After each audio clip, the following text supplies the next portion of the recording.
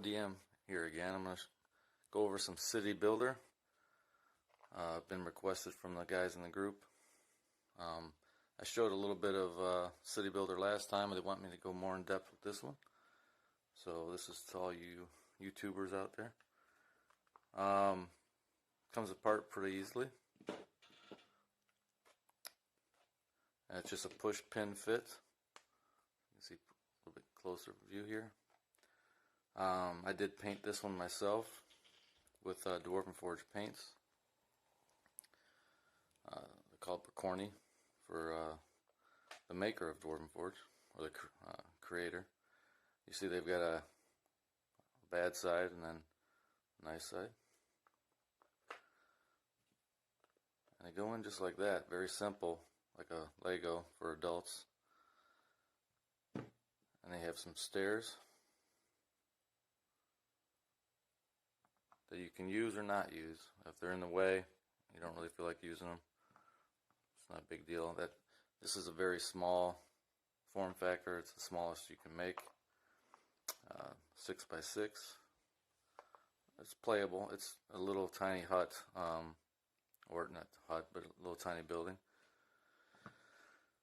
And you can build from there. Take in, set your stairs, line it up with a floor with a hole piece that fits. Slide it back. Put some bedding in there if you want. You have these cool inserts here. Again, you know, it's not too hard to paint the City Builder set, so you can see the color of it there. I had a good time painting it. And here's the roofs I was talking about. You got your stucco, some wood, and your terracotta. And you can paint the moss, or you don't have to paint the moss. There'll just be little bubbles there if you don't like the look. It all depends. And they are magnetic, the tops of the roof, for different attachments. There's another style that I don't have in front of me right now. I'm going to do the brick set here later. This is just going to be the terracotta. I don't want the video to be too long. And that sets on there just like that. And you can pick this up, hold it together, and you can just drop that on the table, take this off. Hey, see the bed fell downstairs? If they don't go upstairs, you just set it aside. And this is very small, so it's not something I like to deal with all the time unless you have a lot of small buildings set up. But I'm going to show you what else you can do with this as far as making it even bigger.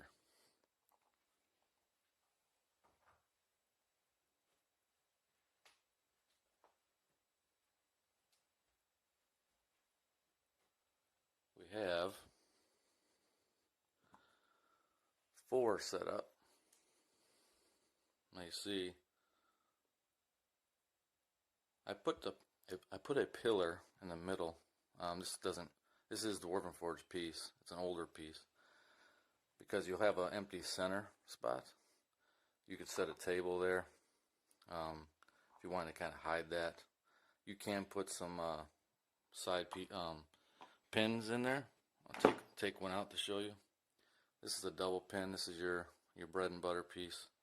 You're gonna have your corners, and then you're gonna have these. These double prongs will connect 2 of your squares together, and that allows you to lock everything in and also make bigger rooms. Oop, as you can see, they just slide together. You got yourself a little bar. This is also Dwarven Forge. And you got Dwarven Forge tables. You know, twist the light, and you'll have a little flickering candle there. It's pretty nice. So I'm just setting this in the middle. I just found this when I was putting this together. It helps support the floor in the center. You don't, like I said, I don't really need it, and I don't always use it. But I did here this time, so we can go a little bit further. Said, Joe, well, Cujo, what else can you do? Well, you can build another floor and fly it in. The stairs can be a little bit of a problem. Sometimes you just knock it over or leave it. And as you see here, I got another bar. You got to have a bar in every level, right? You know, you got some your crates. You got another little table here. You got to have your plate with some food and some wine. Nice little drink. Little treasure chest. And also a little fireplace there. A little boar's head on the mantle. You know, sacks of grain and whatnot. But you know, you got your balconies and your stairwell. You see, I have another stairwell here. Where can that lead? But to another level. And we can do something a little bit more fancy.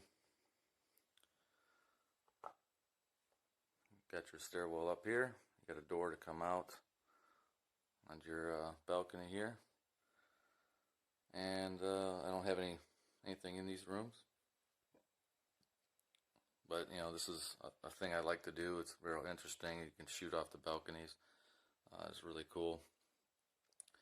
One thing I like to also show you that you have magnetic walls. You'll see that most of the walls will have this design. And this is more of like a dirty look.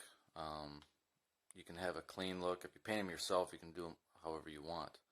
If you want to just paint it to where it's really clean, you're not going to do any kind of washes over it, so it looks like it's weathered and outside. But you notice that there's a wall that's braced like this. That's a special wall. That is a magnetic wall.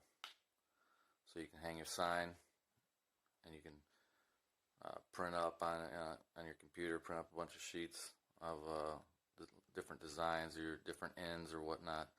There's a bunch of different magnetic pieces that they have from different sets that'll work. It's pretty cool.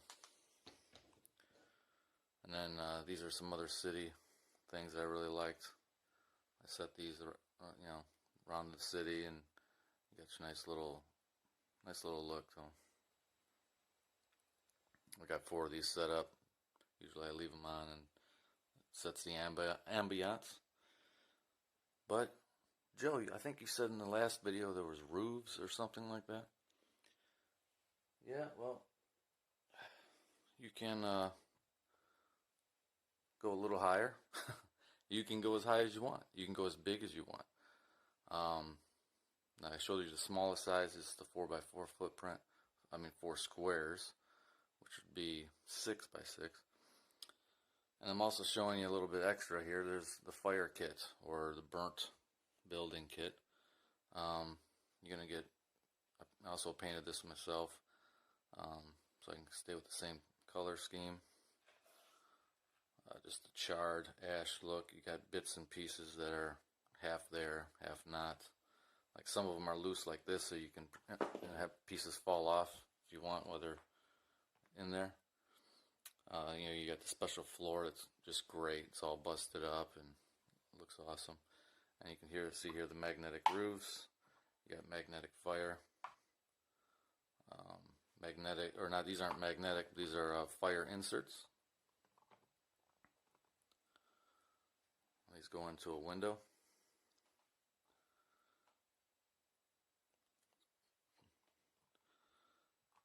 And just so you can see here, you also have different kind of flooring. Might not open this one. Let me see if I can from that angle. But you have a trap door to get in here, so you'd have a ladder to get up to this next level. You don't have to do that. You can have a stairwell again. Position it any way you want. You want to have all these walls out. You know, you can. It's all up to you. What else we got? Oh, you have more window inserts. You have open shutter and a closed shutter. not bad. I think I've touched on everything, guys. If you like this video, please give me a thumbs up and subscribe. I'm going to come back with more Dwarven Forge explanations. There's a few more items in this kit that I don't have, not that much. There's another couple different style of balconies that I don't have. And there's not much more. If you go to the website, you'll see, but I wanted you to see what you would need to get started in a city builder. And just, if you want to, you get into it, get a starter kit, play around with it, then you'll realize what you need. I'm currently building a yawning portal, and I had to customize a few pieces. I didn't cut it up any of my Dwarven Forge, but I had to customize and make some cool pieces for the portal itself. And I have a lot of Dwarven Forge city builder to make this huge monstrosity tavern. But you don't need that much. You can see what you get here. Look at the sets online. Go to their website, and you can get just a few. A mediocre set will give you some city. I say brick is the city, and then this is more the town. But you get a little bit of each. You can play with it. Figure out if you want more of one or the other. You can buy just a couple more floors. You can buy just more pillars if you want, corners, and what have you. It's a great set. Talk to you later, guys. Thank you.